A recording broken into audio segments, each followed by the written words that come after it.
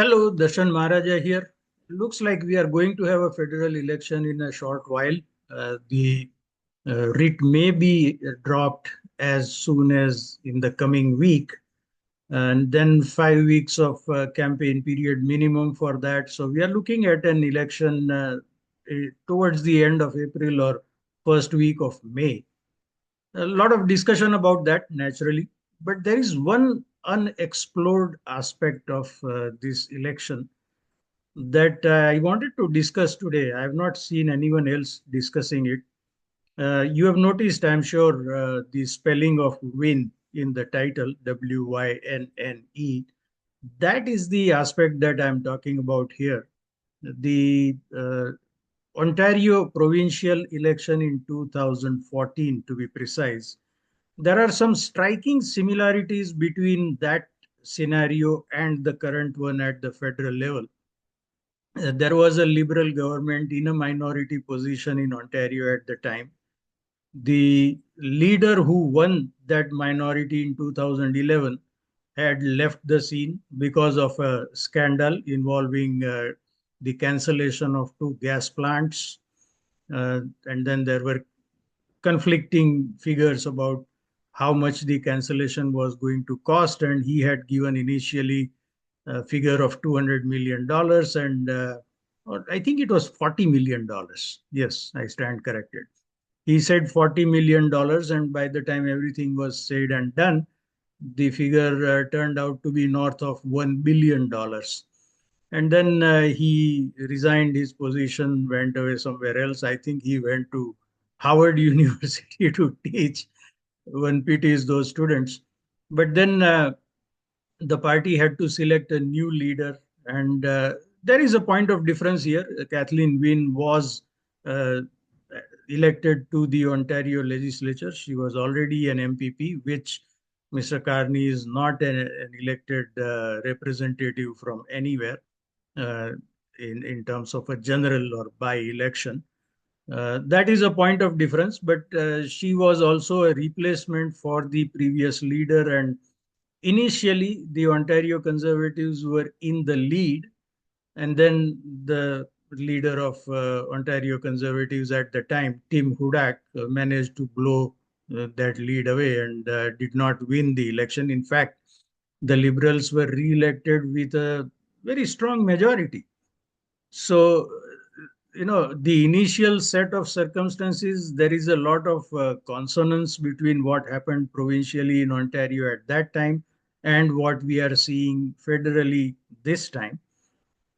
And the question that I have is, how good is it for everyone concerned, including the party that hopes to win, being in a minority and hopes to win a majority? How good is it for them? Uh, this is an open question because I think there is a natural outer limit to the tenure of a government when people have a choice. I mean, we are talking about democracies here. Uh, and it is generally around a decade, although there are times when uh, governments have overcome this limit. For example, in the United States, you had 12 years of Republican presidency, two terms of President Reagan, followed by his vice president, who then got elected as president, George H.W. Bush. So there was 12 years of Republican government or presidency in the United States. Currently, we see also in India, Prime Minister Modi has won a third term, so he will have a 15-year tenure. In Ontario, we had a Liberal government for 15 years from 2003 to 2018. And then things did not turn out that well for Ontario Liberals. They were basically decimated, and they have not yet recovered after 7 years in the wilderness. They have not yet recovered. And a healthy democracy needs strong opposition to the government, which, to the extent that Ontario Liberals are yet to recover from their crushing defeat in 2018, does not exist. I would ideally want both the parties to have some kind of a strength, although Ontario Liberals did manage to regain their official party status this time around. Um Again, whether this will repeat in at the federal level is anybody's guess. But I'm just trying to explore the scenarios here. What happens if Mr. Carney manages to win a strong majority or a majority for the federal liberals? The thing is that first of all, you always need fresh blood, fresh ideas in especially democratic governance, which somehow, ideas tend to get stymied and even fossilized.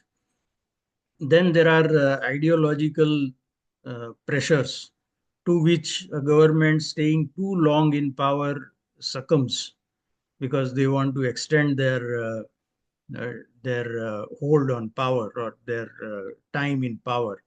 So they start making all kinds of compromises with various special interest groups. Uh, that is what, in fact, happened in Ontario when the green lobby, the renewable energy lobby, was able to push through a lot of policies that basically brought it down to a level of heat or eat for a lot of Ontarians. They had to choose whether to heat their homes or put food on the table. That is how expensive energy became at that time.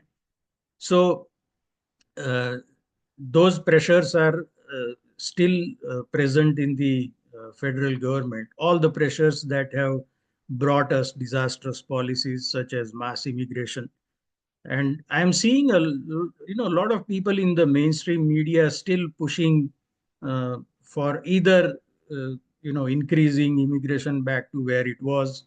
Like I saw a post on Twitter by Andrew Coyne, who is a regular on CBC and also a columnist with Globe and Mail.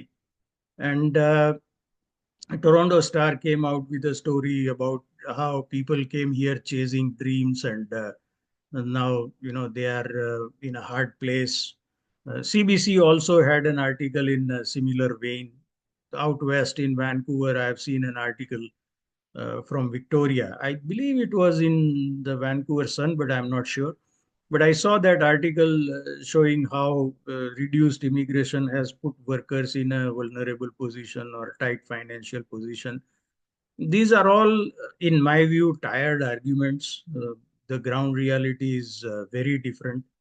And the public mood is definitely against increasing immigration or even letting up on the reductions that have been put in place so far. So all those pressures are still there. Mark Carney himself is on record as having said that we cannot do without immigration. So that is another indication that the disastrous policy of the Trudeau years may be revived. I won't say continued because they have made some changes. So it may be revived.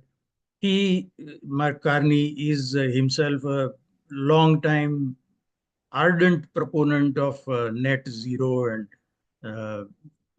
all the climate crusade that you can find on online.